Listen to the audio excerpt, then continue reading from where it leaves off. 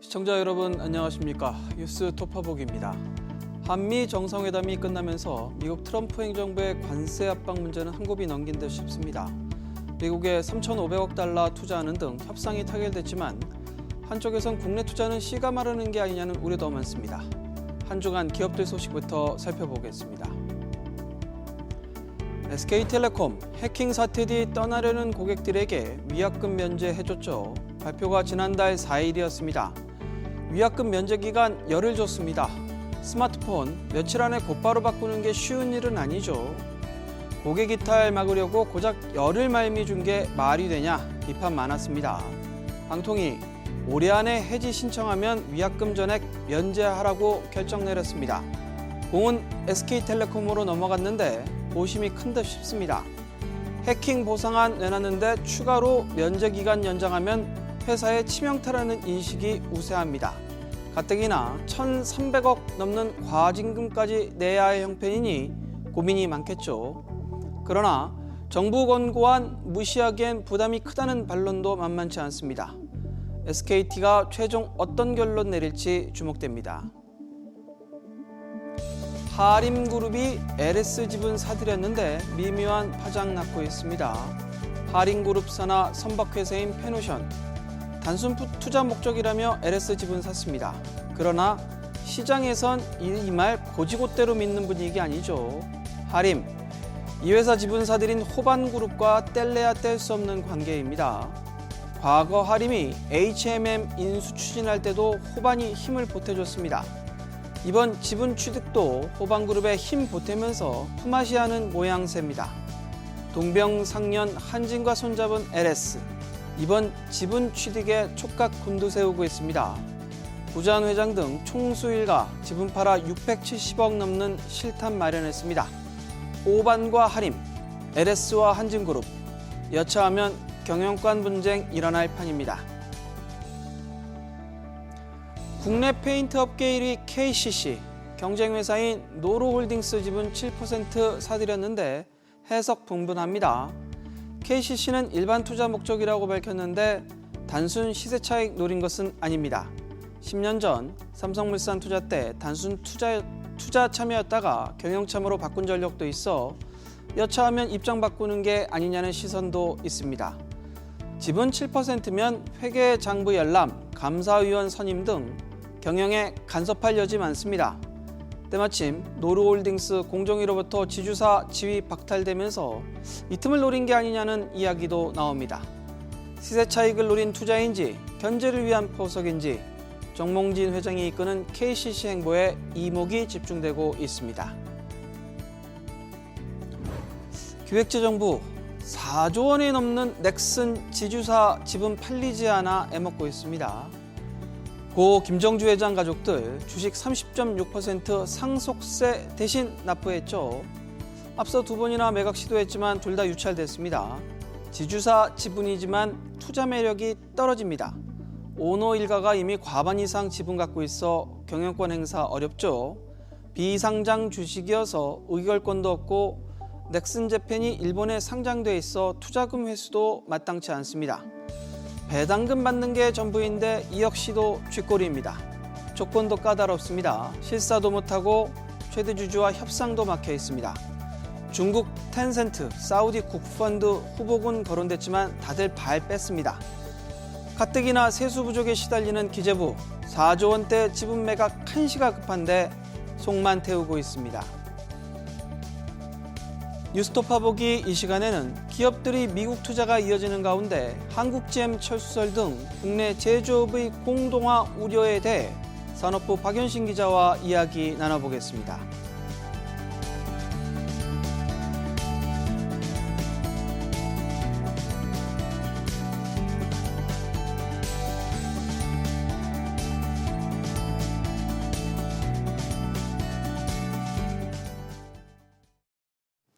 최근 국내 주요 기업들이 대규모 해외 투자, 특히 미국행 투자가 잇따르고 있습니다.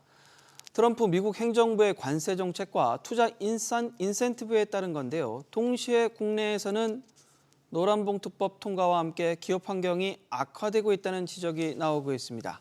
기업들의 이런 움직임이 글로벌 경쟁력 강화를 위한 선택일지, 국내 제조업 기반이 무너지는 신호탄일지 박연신 기자와 짚어보겠습니다. 박 기자, 최근 우리 기업들의 움직임부터 좀 짚어볼게요. 어떤 기업들이 미국행 투자를 감행했죠? 네, 조선산업이 대표적인데요. 하나그룹이 마스가 출범을 기념하며 미국 현지 필라델피아 조선소에 50억 달러, 우리 돈 약 7조 원을 투자하겠다고 밝힌 겁니다. 지난해 말 하나오션과 하나시스템이 1억 달러를 투자해 인수한 한화 필리조선소는 미국 조선업 부흥의 교두보를 마련하고 한국의 조선산업 시너지를 극대화하기 위해 만들어졌는데요. 이외에도 현대차그룹은 지난 3월에 210억 달러에 이어 이번 미국 방문에서 50억 달러 추가 투자를 발표했고요. 대한항공도 미국 항공기 제작사 보잉과 MOU를 맺고 약 360억 달러 항공기 100여 대를 발주했습니다. 이렇게 우리 기업들은 한국과 미국의 제조업 부흥을 위해 1,500억 달러, 우리 돈 208조 7천억 원에 달하는 대규모 대미 투자에 나섰는데요.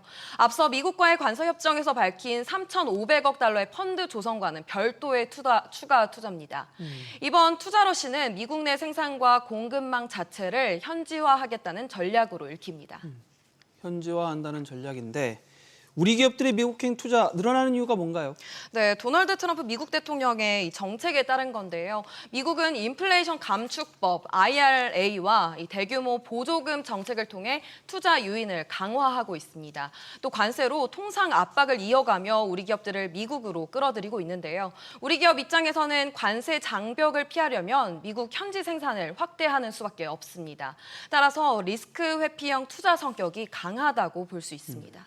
박 기자, 그런데 지금 트럼프의 관세 압박에 어쩔 수 없는 상황도 있지만 국내 상황도 약간은 기업들한테 불리한 게 지금 상황이 되고 있어요. 네, 여러 요인이 겹쳐 있습니다. 특히 최근 통과된 노란봉투법은 기업들의 부담을 줄 수 있는 대표적 변수입니다. 이 법은 이 하청노조가 원청 기업을 상대로 직접 교섭을 할 수 있도록 허용하고 이 파업 과정에서 손해배상 책임도 제한합니다. 노조는 하청 노동자의 권리 보장을 위한 최소한의 장치라는 입장이지만 경영계에서는 노조의 투쟁 강도가 더 세질 수 있다며 우려를 드러내고 있는데요. 원청의 무제한적 책임을 지게 한다는 이유 때문입니다. 보면 실제로 노란봉투법 통과 직후 하청노조의 움직임도 지금 심상치 않죠?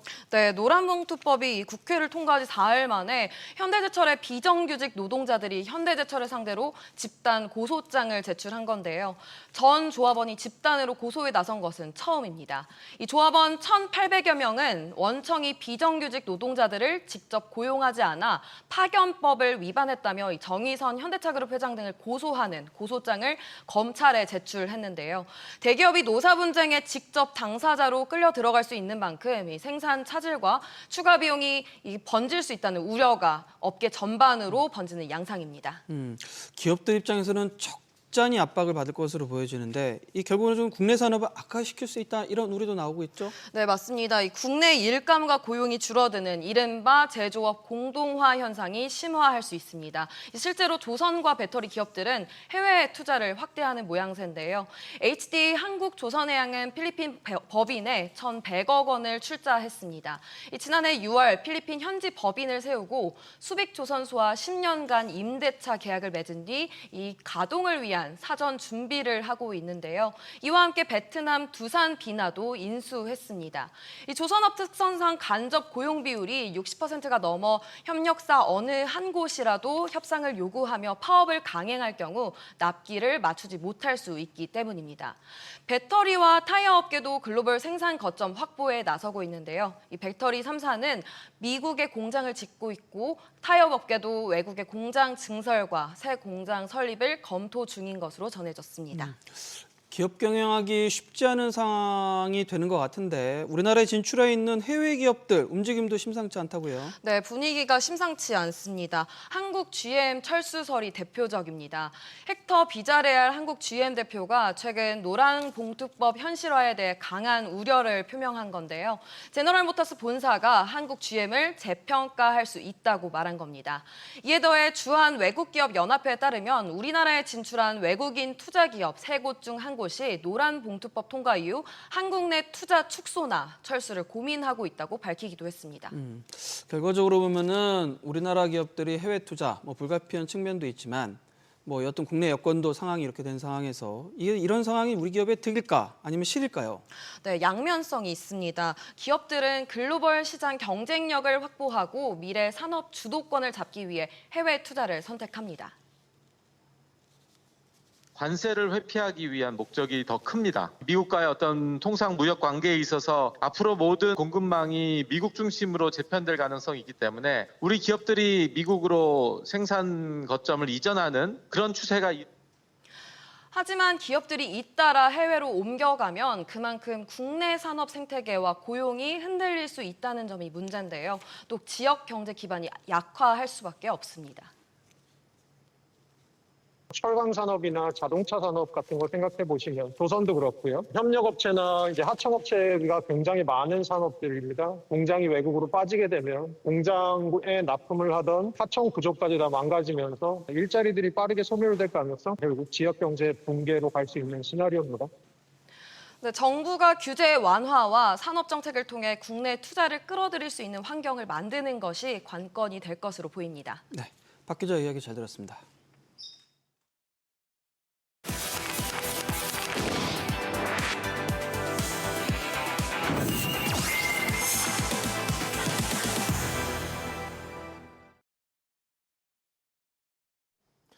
이번 주 많이 본 경제 기사들 되짚어보는 시간입니다. 한미 정상회담이라는 대형 이슈가 있던 한 주였습니다만 경제 측면에서 특히 많이 보신 기사들은 주로 우리 생활과 밀접한 것들이었습니다. 하나하나 짚어보겠습니다. 먼저 월요일입니다. 우리 국민이 받고 있는 거의 모든 연금의 수령액을 집계한 통계 기사였습니다.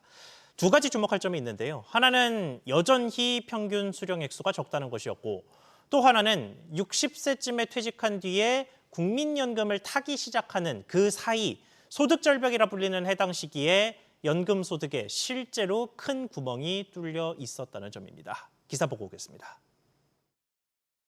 2023년 기준 65세 이상 연금 수급자의 월 평균 연금 수급액은 69만 5천 원으로 1년 전보다 6.9% 증가했습니다. 2023년 기준 1인 가구 최저 생계비인 월 124만 7천 원을 절반을 겨우 넘는 수준인데요. 수급률은 2016년 이후 꾸준히 증가해 90.9%로 집계됐습니다.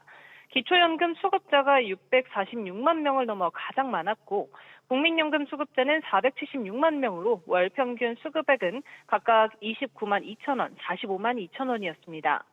청장년층인 18에서 59세 연금 가입률은 81%로 1년 전보다 0.8%포인트 상승했고 월 평균 보험료는 34만 4천 원이었습니다. 2023년 연금을 한 개 이상 수급한 60에서 64세 인구는 177만 3천 명으로 수급률은 42.7%에 그쳤습니다. 월 평균 연금 수급액은 100만 4천 원이었습니다. 이 연령대는 정년퇴직으로 근로소득이 끊겼지만 국민연금 수령이 아직 시작되지 않아 이른바 소득 공백이 발생할 위험이 높은데요. 즉 소득 공백 구간에 있는 인구의 절반 이상은 연금 소득이 전혀 없는 셈입니다. 국민연금과 노령연금 수급이 시작되는 63세를 기준으로 나눠서 보면 60에서 62세의 수급률은 24.8%, 63에서 64세는 69.9%로 차이가 컸습니다. SBS 비즈 정부인입니다. 조금 더 자세히 들어가 보겠습니다. 보신 것처럼 수급액이 적다 보니까 연금을 받으면서도 일을 하는 경우도 적지 않았습니다. 65세 이상에서는 연금 수급자 중에 31%가 연금을 받으면서 일도 함께 하고 있었고 그보다 어린 60에서 65세 사이에서는 2배 가까운 58%가 일을 함께 했습니다. 여기서 다시 눈에 띄는 건 또 수급액인데요. 65세 이상은 취업자가 연금으로만 78만 원, 반면에 미취업자는 66만 원을 수령하고 있어서 취업자가 오히려 연금도 더 많이 받고 있었는데 60에서 64세 사이의 경우에는 취업자는 97만 원, 미취업자는 105만 원을 평균 수령하고 있어서 반대로 미취업자가 수령액이 더 많았습니다. 그러니까 65세 이상은 젊은 시절에 그나마 노후 대비를 했던 사람들이 나이 들어서도 일을 하고 있고 60에서 64세는 보시는 것처럼 전체적으로 연금 수령액이 좀 더 높은 만큼 일이 없어도 생활이 가능한 사람이 조금 더 늘었다고 볼 수 있습니다. 그렇다면 역시 가장 취약한 거는 연금 소득도 낮고 일도 하지 못하는 65세 이상의 고령층이 되는데 이들에게는 건강 문제가 있을 가능성이 높은 만큼 세심한 대책이 필요할 것으로 보입니다.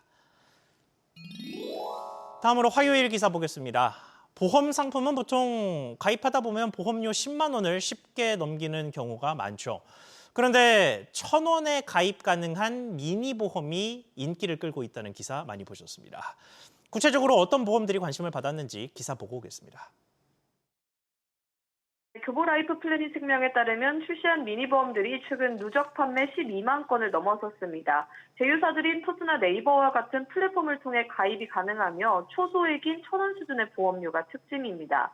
잦은 회식 등으로 발생할 수 있는 통풍과 대상포진 진단비를 보장하는 이른바 회식보험, 장시간 컴퓨터를 보는 사무직을 위한 직업병 보험, 강력범죄에 대비하는 밤길조심 보험 등이 있는데요.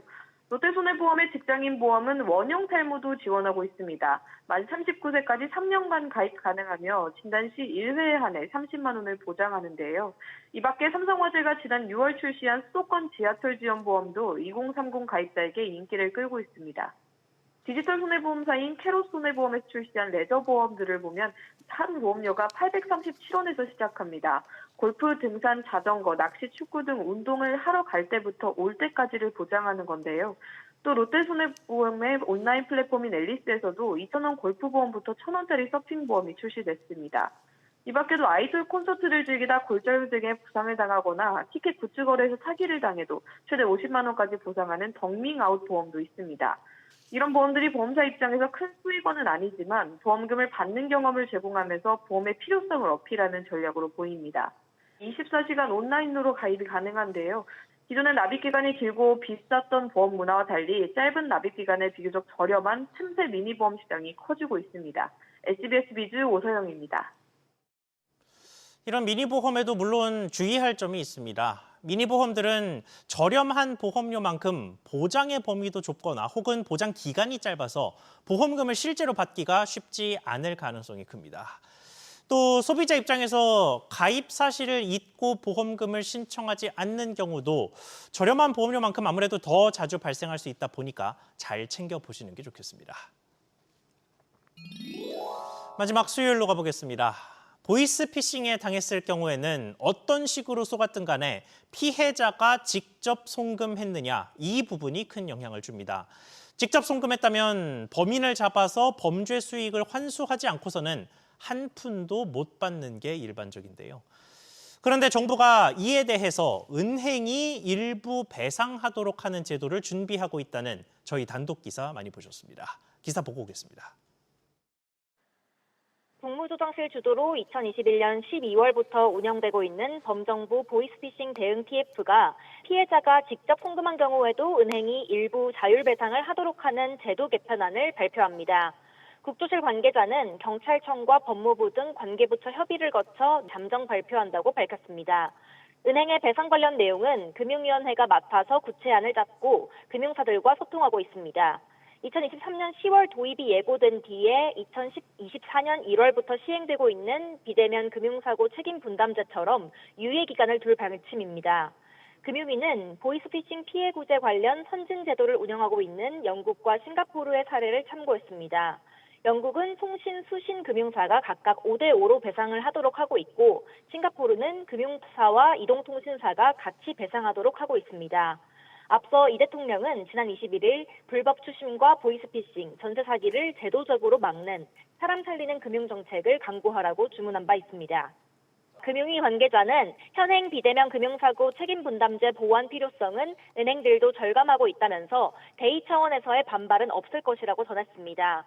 이번 개편은 배상제도의 근간을 뒤바꿀 수도 있는 내용이기 때문에 세부적인 보완책은 본격 제도가 시행되기 전까지 금융권의 의견을 충분히 수렴해서 구체화 예정이라고 덧붙였습니다. 내년 초 시행 가능성에 대한 질문에는 시행 시기는 가능한 한 앞당길 것이라고 밝혔습니다. SBS 비즈 오수영입니다. 이 기사가 보도된 이후 정부는 실제로 이 제도, 명칭으로는 보이스피싱 무과실 배상 책임의 법제화를 공식 예고했습니다. 은행의 과실이 없어도 배상의 책임을 진다는 거죠.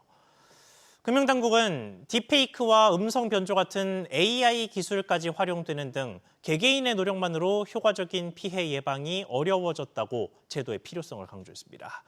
다만 그러면서 허위 신고나 도덕적 해이 등 부작용이 발생하지 않도록 수사당국과 피해 사실 확인을 위한 정보 공유 방안 등도 논의하고 있다고 덧붙였습니다.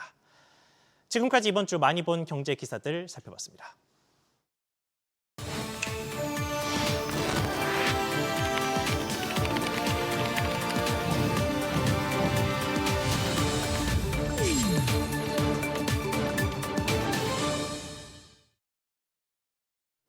CEO들의 한 주간 일거수일투족을 살펴보는 CEO 업앤다운입니다. 신동빈 롯데그룹 회장, 틈만 나면 베트남 찾는 일이 잦았습니다. 역점을 뒀던 중국 사업이 사드 배치에 따른 한한령으로 철수한 뒤 애정을 쏟은 곳이 베트남 호치민 투티엠 지구입니다. 호치민시가 중국 상하이 푸동 지구를 본떠 동남아 대표 경제 허브로 만들겠다는 곳이죠. 롯데는 이곳에 총 사업비 9억 달러, 약 1조 2천억 원을 투자해 쇼핑몰이 들어서는 60층 높이의 빌딩과 함께 호텔, 아파트 등을 지을 예정이었습니다. 잠실 롯데워터를 호치민시 한복판에 세우겠다는 게 신 회장 구상이었죠. 그런데 이 사업 돌연 접기로 했습니다. 인허가 차일피일 미뤄지면서 당초 1조 2천억 예상되던 총 사업비 3조 5천억 이상 쏟아부어도 제때 끝나지 않을 것이라 판단했기 때문이죠. 이 프로젝트를 접는 데는 최근 롯데 상황도 작용했다는 후문입니다. 계열사마다 실적 부진이 이어지는데 수익성 장담 못하는 사업을 밀어붙이기는 쉽지 않았을 것으로 보입니다. 1996년 베트남에 첫 발을 디딘 뒤 백화점, 마트, 호텔 등 19개 계열사를 안착시킨 롯데. 롯데그룹의 동남아 전략 차원에서 이번 결정은 이래저래 뼈아파 보입니다. 이재현 CJ그룹 회장 장남인 이선호 CJ제일제당 실장이 6년 만에 CJ 지주사로 복귀합니다. 새로 신설되는 미래기획실 실장으로 자리를 옮깁니다. CJ그룹, K푸드, K컬처 인기에도 CJ 올리브영을 빼고 대부분 계열사 고전 중입니다. 이선호 실장, 자리 옮겨 그룹 전체 먹거리 챙길 듯 싶습니다. 자연스럽게 관심사는 경영승계로 모아지고 있죠. 상법 개정 이슈로 주주보호가 강화되기 전 승계 작업 끝낼 가능성도 제기됩니다. 그래서 지주사와 올리브영 합병 속도 가팔라질 것이란 이야기도 있습니다. 당초 승계 시나리오는 올리브영 기업 공개였는데 상법 개정으로 오너 일가에 유리한 방식의 상장 쉽지 않습니다. 그래서 CJ와 CJ 올리브영 합병, 현재로선 가장 유력해 보입니다. CJ 일반 주주, 알짜 계열사 자회사로 두는데 반대할 가능성 적습니다. 물론 관건은 합병 비율입니다. 지주사 주가 강세 속에서 지주사인 CJ 몸값 터무니없이 낮게 책정하면 뒷말 나올 게 뻔합니다.